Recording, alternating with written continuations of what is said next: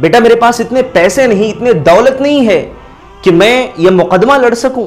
ساتھیو، آج میں آپ کو ایسا ایک واقعہ سنانے والا ہوں کہ جس کو سننے کے بعد شاید آپ کو یہ محسوس ہو کہ دنیا میں ابھی بھی اچھے لوگ زندہ ہیں۔ کئی لوگ یہ مانتے ہیں کہ آج کل اچھائی کا زمانہ نہیں ہے، اچھائی کا دور نہیں ہے، لیکن یقیناً میرے دوستو، اچھائی کے لیے کسی دور کی کوئی ضرورت نہیں۔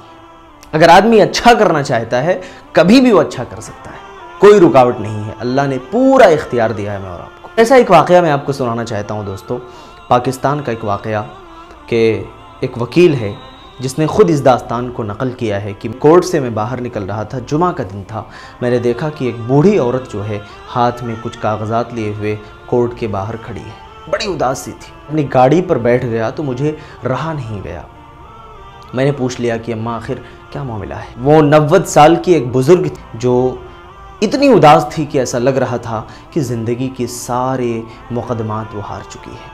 میں نے کہا ماں آخر معاملہ کیا ہے، آپ اتنے اداس کیوں ہو؟ اس عورت نے کہا کہ بیٹا تم وکیل ہو؟ میں نے کہا جی ماں میں وکیل ہوں، میں آپ کی کیا خدمت کر سکتا ہوں؟ اس بوڑھی ماں نے روتے ہوئے کہا کہ بیٹا میرے خاوند کا انتقال ہو چکا ہے، میرے خاوند کے انتقال کے بعد میرے رشتہ داروں نے جتنی جائیداد اور زمینیں میرے پاس تھیں ان سب کو زبردستی انگوٹھا لگوا کر اپنے نام کر لیا ہے۔ بیٹا مجھے کورٹ سے نوٹس آئی ہے کہ جہاں میں اور جس گھر میں اپنی پاگل بیٹی کے ساتھ میں رہتی ہوں، مجھے وہ گھر خالی کرنا پڑے گا۔ بیٹا میرے پاس اتنے پیسے نہیں، اتنے دولت نہیں ہے کہ میں یہ مقدمہ لڑ سکوں، میں انصاف کی لڑائی لڑ سکوں، میرے پاس اتنی دولت نہیں ہے، بیٹا میں کہاں جاؤں؟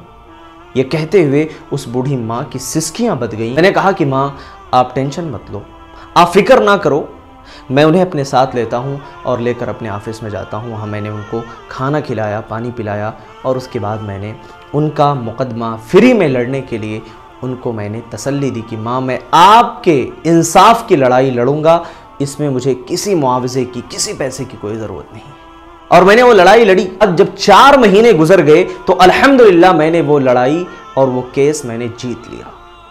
اس کے بعد پھر میں نے بوڑھی ماں کو اپنے آفس میں بلایا، بلانے کے بعد میں نے ماں کو تسلی دی اور ان کو سارے کاغذات ان کے حوالے کیے۔ میں نے کہا کہ ماں ہم یہ مقدمہ جیت چکے ہیں۔ یہ سننا ہی تھا کہ اس بوڑھی ماں کے آنکھوں میں خوشی کے آنسو آ جاتے ہیں اور وہ بوڑھی ماں کہنے لگتی ہے کہ پتر رہتی دنیا تک تیرا نام رہے گا۔ تو یہ ہوتا ہے میرے دوستو، اس واقعے سے میں آپ سبھی کو بتانا چاہتا ہوں اللہ کے نبی کی وہ حدیث، واللہ فی عون العبد ما کان العبد فی عون اخیہ۔ جب بندہ اپنے بھائی کی مدد کرتا ہے نا تو اللہ تعالیٰ اس بندے کی مدد کرتا ہے۔